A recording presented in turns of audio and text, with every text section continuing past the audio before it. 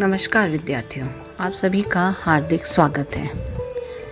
आज की वीडियो कुछ खास है क्योंकि आज की वीडियो रूप में ना होकर ऑडियो रूप में आप सुनेंगे। इसका कारण यह है कि आज की वीडियो का विषय है रेडियो नाटक मंचन। जैसा कि आपको विदित ही है कि रेडियो नाटक रचना प्रक्रिया आपके पाठ्यक्रम का हिस्सा है, जिसके ऊपर मेरे YouTube चैनल पर एक वीडियो पहले से ही अपलोड की गई है। रेडियो नाटक को समझने के लिए, उसकी रचना प्रक्रिया को महसूस करने के लिए रेडियो नाटक सुनना बहुत ज़रूरी है। मेरे विद्यार्थियों ने रेडियो नाटक मंचन करके आप सभी के सामने एक उदाहरण प्रस्तुत किया है कि रेडियो नाटक कैसे होते हैं। आशा है कि आपको मेरे विद्यार्थियों द्वारा किया गया प्रयास पसंद आएगा। नमस्कार, आज हम आप सभी के समक्ष एक बहुत ही सुंदर रेडियो नाटक लेके प्रस्तुत हैं, जिसका शीर्षक है अंधेर नगरी चौपट राजन, टके सेर भाजी टके सेर खाजन। ये कहानी महंत जी तथा उनके दो चेलों की है। एक का नाम नारायण दास और दूसरे का नाम गोवर्धन दास है। एक बार की बात है, तीनों गाते गाते जा रहे थे। राम राम राम भजो भाई, राम भजन हीन जन्म सदा दुखदाई। राम राम राम भजो भाई। ऐसे दृश्य को देखकर महंत जी बोले, अच्छा नारायण दास, ये नगर तो बहुत दूर से बहुत सुंदर दिखाई पड़ता है। देख, कुछ भिक्षा उच्छा मिले तो ठाकुर जी को भोग लगे, और क्या। गुरुजी महाराज, नगर तो नारायण के आंसू से बहुत ही सुंदर है, जो सो, पर भिक्षा सुंदर मिले तो बड़ा आनंद हुई। अच्छा गोवर्धन दास, तू पश्चिम की ओर जा और नारायण दास पूरब की ओर जाएगा। देख, जो कुछ सीधा सामग्री मिले तो श्री शालिग्राम जी का बाल भोग सिद्ध हो। गुरुजी, मैं बहुत सी भिक्षा लाता हूँ। यहाँ लोग तो बड़े मालवर दिखाई पड़ते हैं, आप कुछ चिंता मत कीजिए। अच्छा, बहुत लोभ मत करना, देखना। हाँ, लोभ पाप को मूल है, लोभ मिटावत मान, लोभ कभी नहीं कीजिए या में नरक निदान। अंत में हमें इस कहानी से ये शिक्षा मिलती है कि लालच नहीं करना चाहिए, अर्थात लालच एक बुरी बला है। धन्यवाद।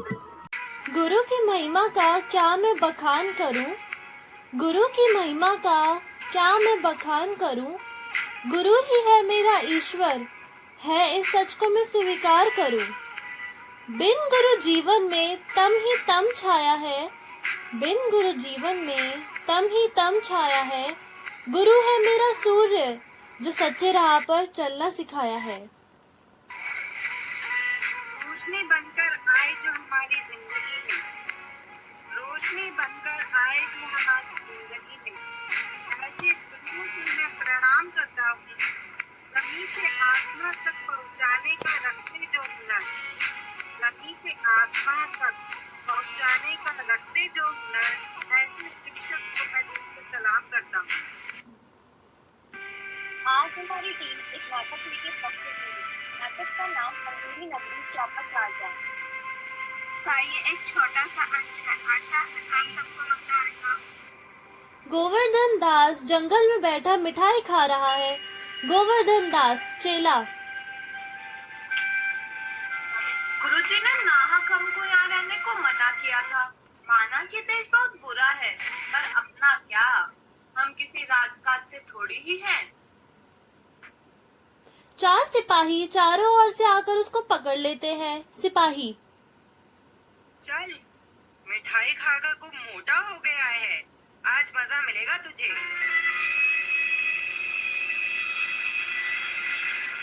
गोवर्धन दास चेला घबराकर, यह आफत कहाँ से आई? अरे भाई, मैंने तुम्हारा क्या बिगाड़ा है जो तुम मुझे पकड़ते हो? सिपाही, आप बड़े मोटे हैं, इसीलिए फांसी लगेगी आपको। गोवर्धन दास चेला,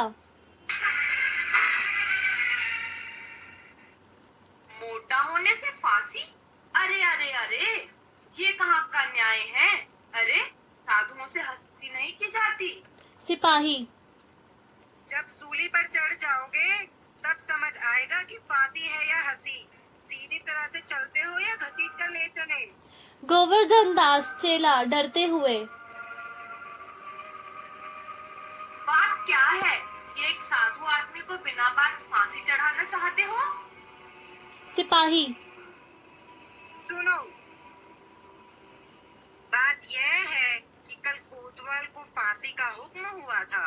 जब फांसी देने उसे ले गए तो फांसी का फंदा बड़ा निकला, क्योंकि कोतवाल साहब तो दुबले पतले ठहरे।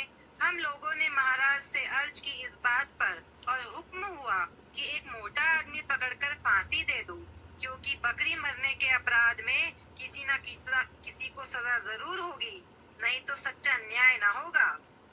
गोवर्धन दास चेला चिल्लाते हुए। हे प्रभु, हे प्रभु। गोवर्धन दास चिल्लाता है। सिपाही उसे पकड़कर ले जाते हैं। गोवर्धन दास चेला।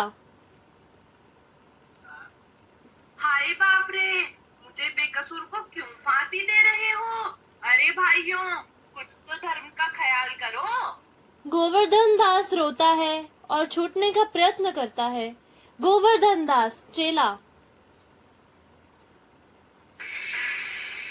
हाय, मैंने गुरुजी का कहना ना माना, यह उसी का फल है। गुरुजी कहाँ हो? गुरुजी। गुरुजी आते हैं। गुरुजी। अरे बच्चा गोवर्धन दास, तेरी ये क्या दशा है? गुरुजी को हाथ जोड़कर गोवर्धन दास चेला। गुरुजी, दीवार के नीचे बकरी दब गई थी, इसलिए मुझे फांसी दी जा रही है। गुरुजी बचाइए, मुझे बचाइए। गुरुजी। अरे बच्चा, मैंने तो पहले ही कहा था कि ऐसे नगर में रहना ठीक नहीं। तुमने मेरी बात नहीं सुनी। गोवर्धन दास रोते हुए। गोवर्धन दास चेला। मैंने आपका कहना नहीं माना, यह उसी का फल मिला है। गुरुजी। कोई चिंता नहीं, प्रभु सब ठीक करेगा। बोहे चढ़ाकर सिपाहियों से। गुरुजी। अरे अरे सुनो, मुझे अपने शिष्य को अंतिम उपदेश देने दो। तुम लोग जरा किनारे हो जाओ। सिपाही। जी गुरुजी, हम हट जाते हैं, आप जरूर उपदेश दीजिए। सिपाही हट जाते हैं। गुरुजी चेले के कान में उसे कुछ समझाते हैं।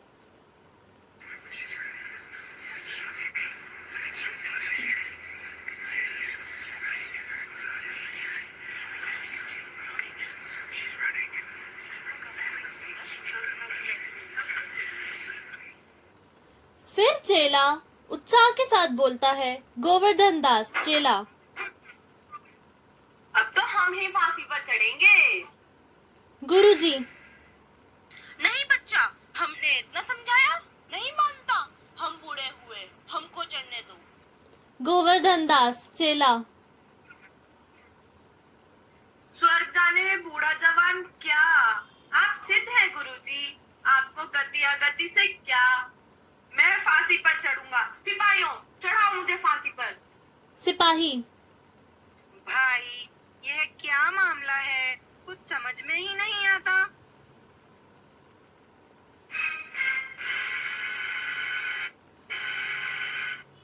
राजा, मंत्री और कोतवाल आते हैं। राजा।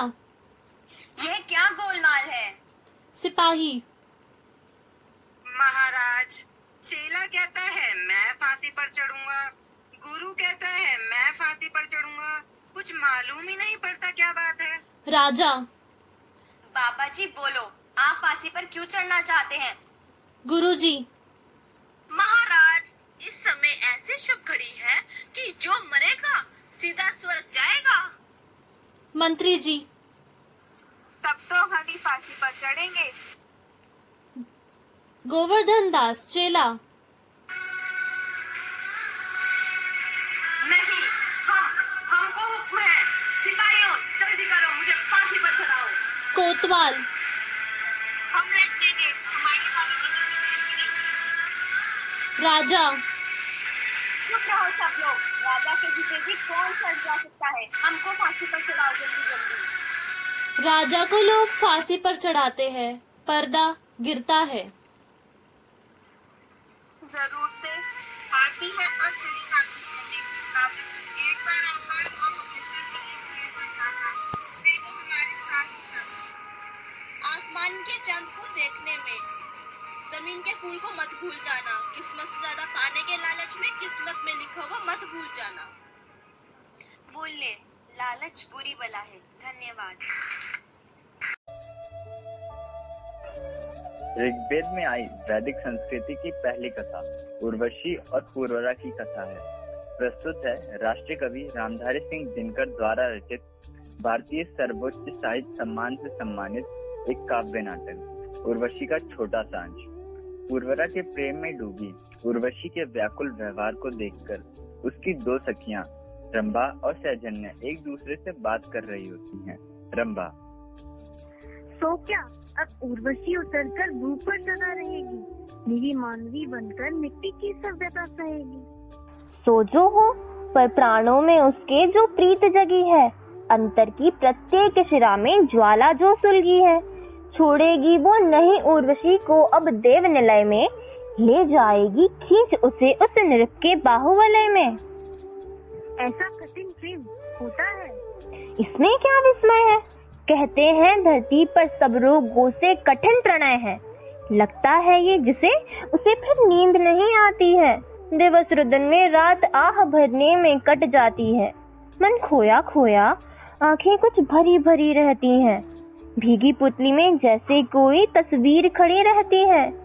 सखी उर्वशी भी है कुछ दिन से खोई खोई सी, तन से जगी स्वप्न के कुंजों में मन से सोई सी। खड़ी खड़ी अनमनी तोड़ती हुई कुसुम पंखुड़ियां, किसी ध्यान में पड़ी गवा देती घड़ियों पर घड़ियां। वृक्ष से झरते हुए अश्रु का ज्ञान नहीं होता है। आया गया कौन इसका कुछ ध्यान नहीं होता है। मुख सरोज मुस्कान बिना आभा विलीन लगता है। भुवन मोहिनी श्री का चंद्रा नन मलिन लगता है। सुनकर जिसकी झमक स्वर्ग की तंद्रा फट जाती थी। योगी की साधना सिद्ध की नींद उचट जाती थी। वे नुपुर भी मौन पड़े हैं, निरानंद सुरपुर है। देव सभा में लहर लास्य क्या अब वो नहीं मधुर है। क्या होगा उर्वशी छोड़ जब हमें चली जाएगी। स्वर्ग बनेगा मही मही तब सुरपुर हो जाएगी। सहजन्य हम परियों का इतना भी रोना क्या, किसी एक नर के निमित्त इतना धीरज खोना क्या। हम भी हैं मानवी की ज्यों ही प्रेम उगे रुक जाए। मिला जहाँ भी दान हृदय का वही मग्न झुक जाए। प्रेम मानवी की निधि है अपनी तो वह पीड़ा है। प्रेम हमारा स्वाद मानवी की आकुल पीड़ा है। जन्मी हम किस लिए मौत सबके मन में भरने को, किसी एक को नहीं मुग्ध जीवन अर्पित करने को। सृष्टि हमारी नहीं संकुचित किसी एक आनंद में, किसी एक के लिए सुर भी हम नहीं संजोती तन में। कल कल कर बह रहा मुक्त जो कुल हित वह जल है। किसी घेर का नहीं दीप जो हम वह दूती कोमल है। रचना की वेदना जगह जग में उमंग भरती है। कभी देवता कभी मानुष का आलिंगन करती है। पर यह परिरंभण प्रकाश का मन का रश्मि रमण है। गंधों के जग में दो प्राणों का निर्मुक्त रमण है। सच है कभी कभी तन से मिलती रागमई हम, कनक रंग में नर को रंग देती अनुरागमई हम। देती मुक्त उड़े अधर मधु ताप तक अधरों में, सुख से देती छोड़ कनक कलशों को उष्ण करों में। पर यह तो रसमय विनोद है, प्राणों का खिलना है। तन की उद्लिंग तरंग पर प्राणों का मिलना है। रचना की वेदना जगाती पर न स्वयं रचती हम, बनकर कभी विविध पीड़ाओं में न कभी पचती हम सागर आत्मजा सिंधु सी ही यसीम उछल है। इच्छाओं की अमिति तरंग से झंकर चंचल है। हम हैं अप्सरा पवन में मुक्त विहरने वाली, गीत नाच सौरभ सुबास से सबको भरने वाली। अपना है आवाज न जाने कितनों की चाहों में, कैसे हम बंद रहे कहीं श्रीधर की दो बाहों में। और उसी जहाँ वास करने पर अंत नहीं है, उस धरती की व्यथा अभी तक उस पर नहीं खुली है। कौन व्यथा उर्वशी भला पाएगी भू पर जाकर, सुखी होगा उसे वहाँ प्रियतम को कंठ लगाकर। धन्यवाद।